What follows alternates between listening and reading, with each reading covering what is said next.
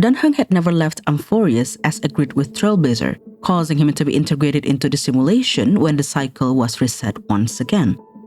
When Trailblazer decided to stay back to witness Era Nova with Phainon, being an insider while the Express crew and the Genius devised a plan to disable the scepter, Dan Heng was supposed to leave Amphorius and regroup with the crew. That was the plan. Only one of them needed to stay to keep the group outside stay informed. And yet, we see Dan Heng now in a new form. His drip marketing released on Monday, introducing him as the Chrysos heir who guards the core flame of Earth. His transformation, or at least his subsequent role in Amphorius, was teased in the Terravox chapter of the SF written book. The story talked about a giant dragon, Georius, that dreamt of the arrival of permanence in Amphorius. They dreamed of silver shards amongst the stars, reflecting the form of another giant dragon.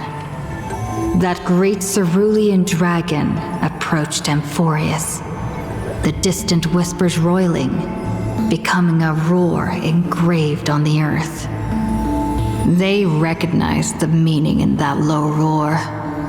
Its name, permanence. As revealed in 3.4, all the 12 titans are the simulated version of real eons. Trickery is elation, reason is erudition, and so on. Earth could be the simulated version of permanence. As we know it, Dan Heng is a descendant of Long, the eon of permanence. Perhaps because Dan Heng decided to stay back when the cycle was reset again, the simulation scanned Dan Heng's path and assigned him the role of Earth demigod instead of Terravox as he had always been. That transformation was brought about by the power of the permanence, Dan Heng said. Phainon raised this concern when he was trying to send Trailblazer away. The Chrysos heirs had never figured out what would happen to Outlanders if they stayed when Era Nova was initiated. At the time, Phainon still didn't know that the world was a simulation. But now, we have our answer, I guess. Outlanders who stay back are assimilated into the simulation. Trailblazer inherited Castellana's role, Dan Heng became Earth demigod, and March was tasked to conceal time. Dan Heng Permancer Tirae, permanence of the Earth. The chest of Georius and the body of Walking Dragon shoulder the shattered Earth, enduring 1,000 years of suffering. The core flame of Earth was one of the earliest core flames reclaimed by the Chrysos heirs, 1,000 years before Nikoros was reclaimed in the most recent ER. Just like the other demigods, in the absence of Earth Titan, their demigod must bear the responsibility of shouldering the Earth to keep it together. This could be the 1,000 years of suffering referred here.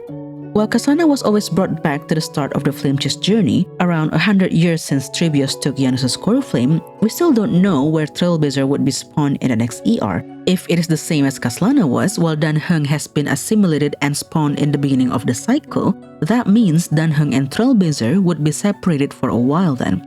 This long passage of time is what we see in the overgrowing plants that crawl up Dan Heng's spear in the trailer.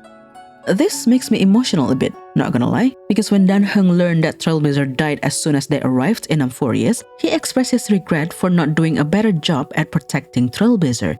He is the guard of the Express after all, he should have protected Trailblazer better. I think that is why Dan Heng chose to stay in Amphorius. He failed to protect Trailblazer once, he would not the second time. And no matter how long they would be separated in the new ER, Dan Heng still remembers his identity. I am the guard of the Astral Express, he said, emphasizing on the role that he will do better at. And not just Trailblazer, it is now his duty to guard the Earth core flame and keep the world steady amidst the destruction. And this is maybe a hot take, but I like his new form. It screams 4-star Dan Heng, yes, but with a sprinkle of Imbibitor Lunae all over, a symbolism of Dan Heng finally embracing his past while staying true to what he is in the present.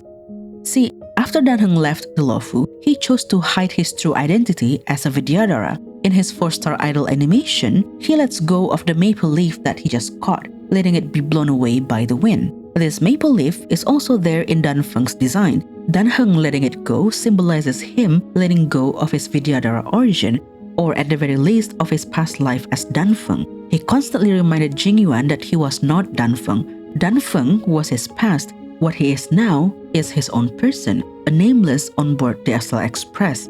He even hides his horns and changes the shape of his ears to separate himself from the Vidyadhara.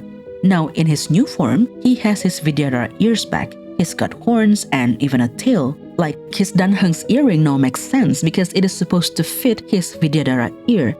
This is Dan Heng that has made peace with his past, acknowledging what he was, what had come before him, without letting it define what he is today, because as he said to Trailblazer, he is the guard of the Astral Express, Trailblazer's companion, Dan Heng the Nameless.